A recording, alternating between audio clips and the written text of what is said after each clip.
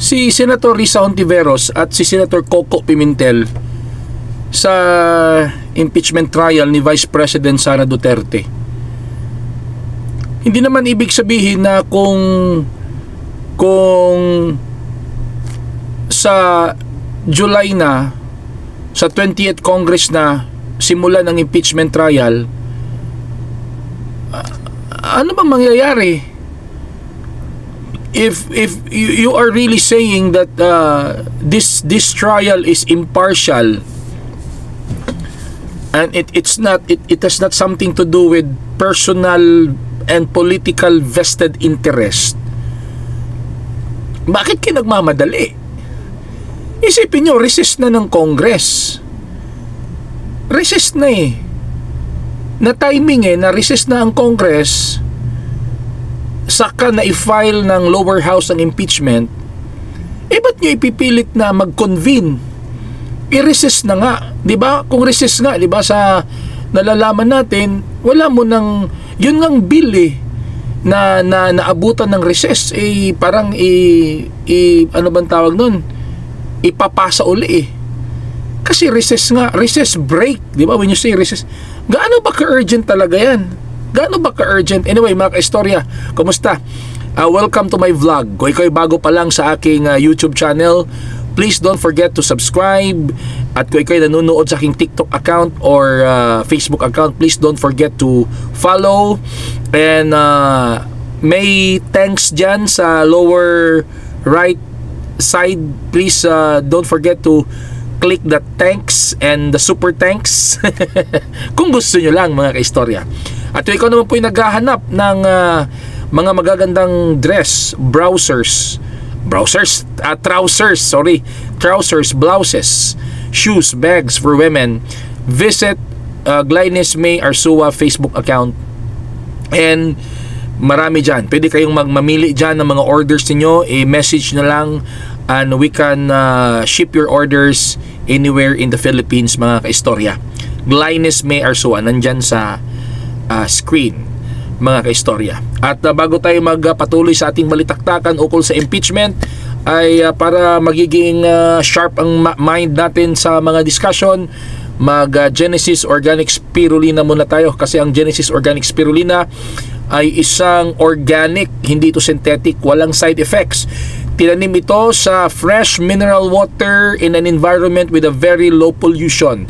Marami itong mga nutritional contents na kailangan ng ating katawan, mga ka-istorya. Kaya mag-Genesis Organic Spirulina na.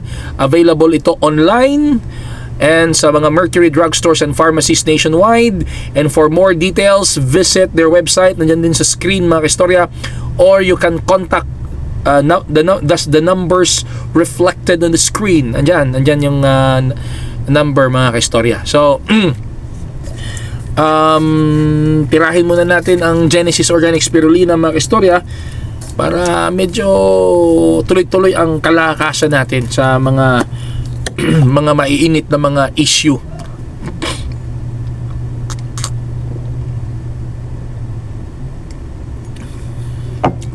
Bakit yung minamadali? Minadali na nga sa lower house Di ba supposedly mga ganong mga kaso ay dapat pinag-aaralan mo na yan, pinagdedebatihan mo na yan, kasi magtatanggal ka ng the second highest position in the government. At hindi lang second highest position, binuto pa yan ng mahigit 32 million Pilipino. Pero parang minamadali. Tahimik na nga ang sambayan ng Pilipino na minadali ang pag-file ng impeachment case dyan sa lower house. Ngayon pati ba naman impeachment trial ay mamadaliin? Klarong-klaro naman, mga ka-istorya, na nataon talaga, na timing talaga na recess ang Senate. Wala mo ng trabaho until the session resumes on June 2. At malinaw naman ang pahayag ni Senate President Chis Escudero na walang impeachment trial na mangyayari until after until the president will have his state of the nation address. So nasa mga July pa yan. Anong reason? Merong reason, pero valid reason ba and justifiable reason ba na mamadaliin ni Senator Risa Hontiveros at ni Senator Coco Pimentel ang impeachment trial? Kung kayo po ay naniniwala na malakas ang ebidensya against Vice President Sara Duterte, ay walang dapat ipangamba. Sabihin na nating iba na ang mga mauupo na senador sa 20th Congress, walang dapat ipangamba kung meron talagang matibay at malakas na ebidensya na pinanghahawakan ang prosecution against Vice President Sara Duterte. At kung kayo ay naniniwala ang taong bayan sa inyo, kung kayo ay naniniwala na ang taong bayan ay naniniwala sa advocacy nyo at pumapayag ang taong bayan na gawin nyo yan sa Vice President, walang dapat ipangamba kahit na mag-eleksyon pa. Kasi kung kayo'y naniniwala na pinaniniwalaan kayo ng taong bayan, kayo pa rin ang iboboto ng taong bayan. Kasi hindi maiwasan ng taong bayan na mag-isip, baka talaga natatakot lang kayo na pagdating sa 20th Congress, iba na ang mga mauupo na mga congressman at mga senador at ang mga kaalyansa na ng Vice President ang majority na mananalo. O yun, mga taga-PDP laban na ang mananalo, kaya minamadali ninyo na matanggal ang Vice President before the election. Kasi kung talagang walang personal and political vested interest, hindi dapat na ang magiging impression ng taong bayan ay parang nagmamadali at nagkukumahog kayo na tanggalin ang Vice President. Kasi recess wala mang magawa kasi na timing, nagkaroon ng issue, nagkaroon ng hearing, nagkaroon ng impeachment, tapos kasagsagan ng eleksyon. So sundin yung proseso, sundin yung tamang proseso. Itutuloy pa rin yung impeachment pero after the break na, sa 20th Congress na. 'Di ba? Walang sa tingin ko, hindi man ako lawyer, pero walang nalalabag doon. Sa mga ordinaryong kaso nga, 'di ba? Halimbawa, isang judge, narinig ko yan sa isang lawyer Halimbawa, yung isang judge na may hawak ng kaso ng isang tao, nag-retire or something happens to the judge at papalit yung ibang judge. Ibig bang sabihin wala nang kasong mangyayari, maiiba na ang kaso? Hindi. Because kapag kaso ang pinag-uusapan, mga kaistorya, hindi naman yan sa mga tao Ang pinaka-basis naman dyan, ebidensya. Kahit sino pa ang judge, kahit sino pa ang prosecutor, doon naman talaga yan magbabase sa ebidensya. So there is nothing wrong sa tingin ko, mga kaistorya, kung ang impeachment trial ay gagawin sa 20th Congress na after the election. Isipin nyo, mga kaistorya, March na, magma-March na ngayon, March, April, tapos May is the election. After May, siguro mga last week of May, malalaman na natin kung sino na ang mga bagong uupo sa lower house at sa Senado. Isipin nyo, ang impeachment trial gagawin nyo lang ng 1 buwan or 2 buwan. Magtatanggal kayo ng Vice President sa loob ng 2 buwan or magbibigay kayo ng verdict ninyo sa isang Vice President sa loob lang ng 2 buwan. Ganun lang ba kadali, mga kaistorya? Ordinaryong kaso nga, tatagal pa ng 6 na buwan hanggang 1 taon ito, Vice President ito.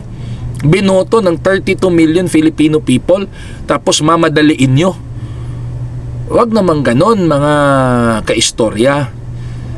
Hindi na nga umiimik ang mga tao. Sige, kung talagang yan ay nasa batas, sabi naman ni Congressman Atty. Marcoleta na impeachment trial is is a constitutional process, okay, sige, let's do it. Pero ngayon, iba na namang issue mga kaistorya, minamadali. Parang minamadali nyo. Klaro naman na wala na talagang time. Wala nang time. Tapos recess break ng mga senador. Break ng mga senador. And aside from the fact na break ng mga senador, campaign period. Kasi election period mga kaistorya. Kung halimbawa, gusto nyong pagsabayin ang impeachment trial at election campaign, papaano yan mga kaistorya? March, April, 2 buwan, ibig sabihin tatapusin nyo ng 1 buwan ang trial? Tatapusin nyo ng 1 buwan? Ganun lang ba kadali? Huwag nyong sabihin na hindi na mangangampanya ang mga re-electionist. Kung uubusin nyo yung 2 buwan sa impeachment trial, ano ibig sabihin? Hindi na mangangampanya? Hindi naman siguro pwede yon, di ba? Mangangampanya talaga yung mga politiko na mga re-electionist, yung mga senador na re-electionist, at yung mga congressman na re-electionist. Kasama na dyan yung mga prosecutor na mga congressman. So ano yun? Wala nang election campaign na mangyayari? Or kung meron ng election campaign na mangyayari, tatapusin nyo lang ng 1 buwan ang impeachment trial, maglalabas na kayo ng verdict at after 30 days? Tapos yung 1 month ay sa campaign period? Masyadong naman yun, ano bang tawag nun, garapal ba o kuan? Kung talagang, sige, kung nagkasala si kung meron talagang reasonable certainty of conviction si Vice President Duterte, edi sige, ituloy yung impeachment trial para magkaalaman na. Pero wag namang ganon na minamadali. Isipin nyo March na ngayon, magma-March na. Kailan ang election? April, May May. So kung sisimula ng impeachment trial sa March, so kailangan nilang tapusin yan April. Kasi kung hindi nila tatapusin ng April, anong mangyayari sa mga re-electionist? Hindi na sila mangangampanya, diba? So given na hindi na sila mangangampanya, masyadong short pa rin ang period. 2 months lang, magtatanggal kayo ng Vice President or magre-retain kayo ng Vice President in 2 months. Hindi ito bias, magtatanggal, sabi ko, or magre-retain. Masyadong napaka-ikli ng panahon for an impeachment trial. O sabihin na natin, mangangampanya ng April, tatapusin ang trial sa loob ng 1 buwan? Wag naman sigurong ganon mga kaistorya. Binoto yan ng 32 million Filipinos. And I think, I believe that the Filipino people deserve to know the truth. Oh, the Filipino people deserve to know the truth kasi binoto nila yung tao. Kahit na si BBM, kahit pa si PBBM pa ang inimpeach, hindi pa rin ako papayag or disagree pa rin ako na ganoon kadali yung impeachment process, yung impeachment trial. Huwag namang madaliin. Pwede na yun, 20th Congress. Kung ngayon, halimbawa, nangangamba kayo na iba ang mananalo, di ibig sabihin, hindi talaga naniniwala ang taong bayan sa inyo. Pero kung kayo naman po ay confident na sa taong bayan kayo at naniniwala ang taong bayan sa inyo, walang dapat ikatakot. Kasi kung totoo yung mga sinasabi nyo at naniniwala ang taong bayan sa inyo, kayo ang pipiliin ng taong bayan pagdating ng eleksyon. Ano masasabi nyo mga kaistorya? Please don't forget to write your comments below. Write your comments below. And kung ikaw ay bago pa lang sa aking YouTube channel, please don't forget to subscribe. At kung ikaw naman po ay nanonood sa aking Facebook account or TikTok account, please don't forget to follow. Yun, hanggang sa muli mga kaistorya at magandang araw sa inyo.